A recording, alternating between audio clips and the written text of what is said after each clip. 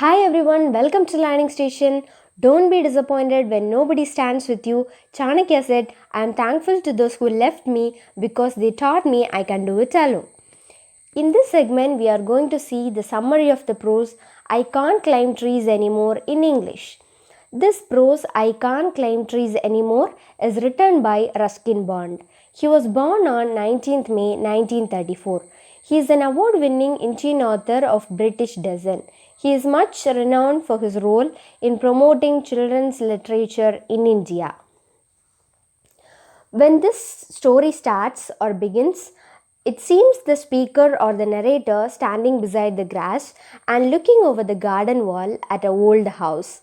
It was not much changed. That old house was built with blocks of granite and it was not even altered, but there was a new outhouse and there were few trees also there. And he was happy to see that the jackfruit tree was in the same place and casting its shadow on the building wall.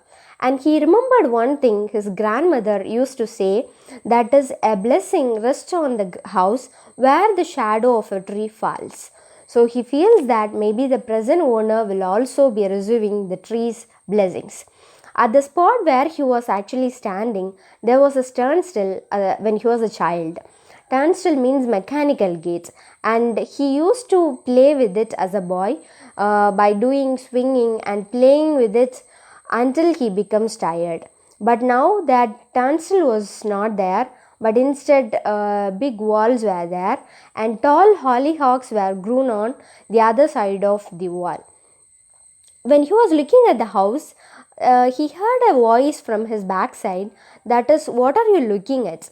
And initially he thought it was only the voice, but later he found that it is a small girl who was standing beside the red hollyhocks and staring at that man. And she was only 12 or 13 years old with the lively eyes and with the long black hair. And he replied that I am looking at the house, is it yours?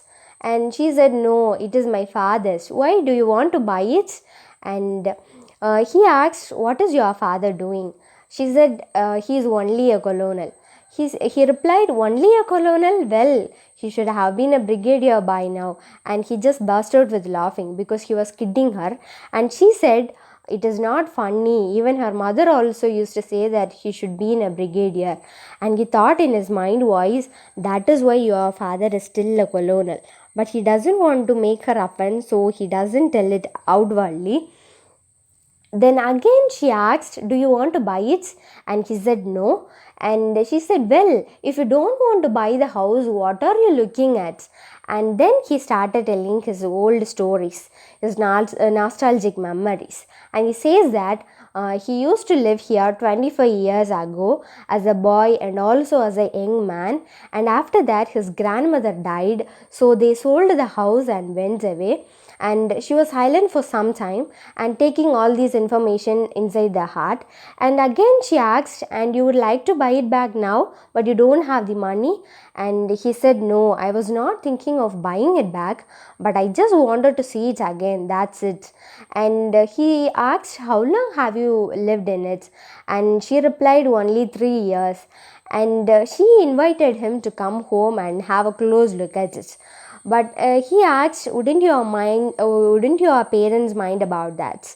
And she said they have gone to the club, they will never mind, because she was allowed to bring her friends also to home. So immediately he said, even elderly friends like me? And then she asked him, how old are you?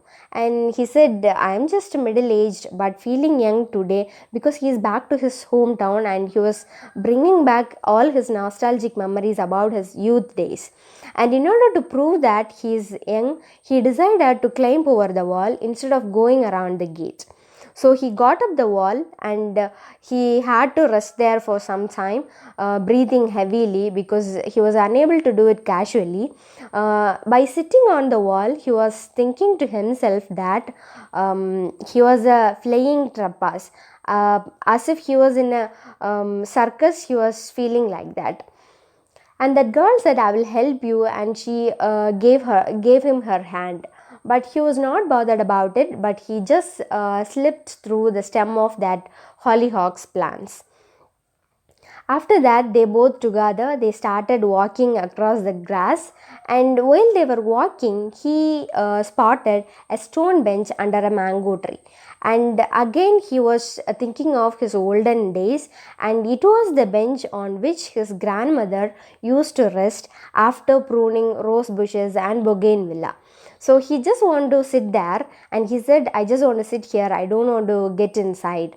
So when he was sitting there, that girl also sat beside him, and they were silent for some time. They were quietly seated, and that man closed his eyes, and he remembered the olden days, and he was thinking of the music of piano, and the clock sound of his grandfather, and the twittering sounds of the birds in veranda, and also the starting up of the car sound of his grandfather.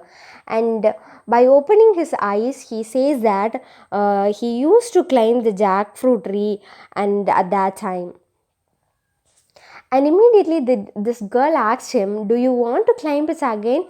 My parents will never mind about it. And he said, no, no, not after climbing that garden wall, because he was actually tired by climbing that wall.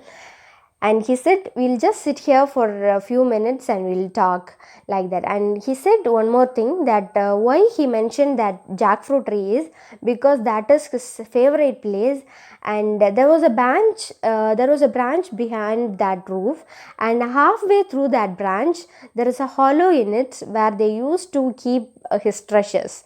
And she was curiously asking him what kind of treasures, and she said nothing very valuable, but marbles, the book which he won't read, and few old coins which he had collected, and things will come and go. He was having the habit of crow, taking bright things and putting them away.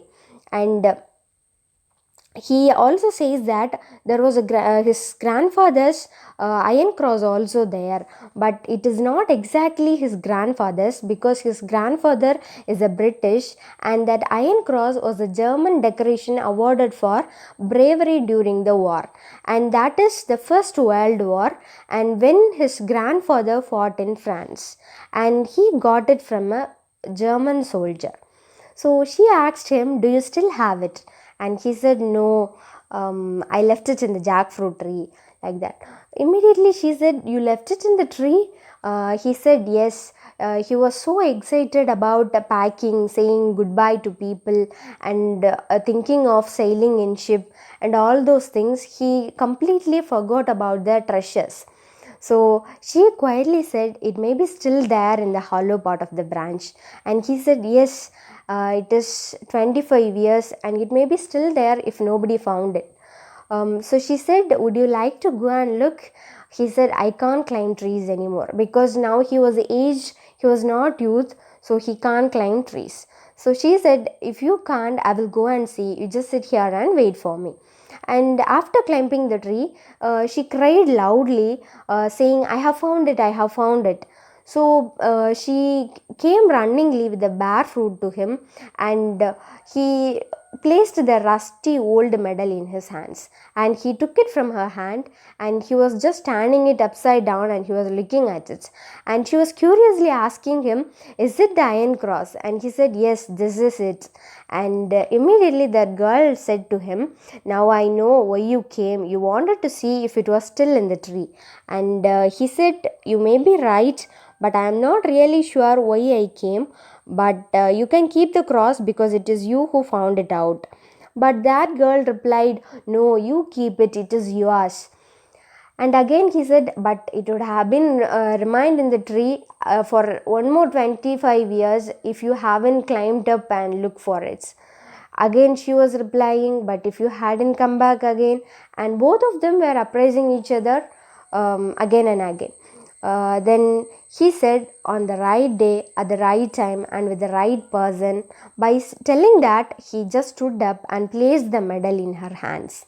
And he said, it was not the cross I came for, it was my youth. Actually, he was in search of his youth, but he was now aged. He was unable to do the things which he used to do when he was a boy, when he was a youth.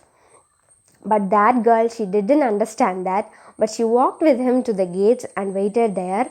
When the road ended, he looked back and waved his hands to her. Then, fastly, very quickly, he walked towards the bus stop, and there was some energy in each of his steps, and there was something crying in his heart, and the mango scented summer breeze made his veins in a blood pressure, and he forgot for a moment that he could not climb trees anymore. And this prose is all about the importance of youth. And I hope you all enjoyed this story, and stay tuned with Learning Station for further videos. Thank you.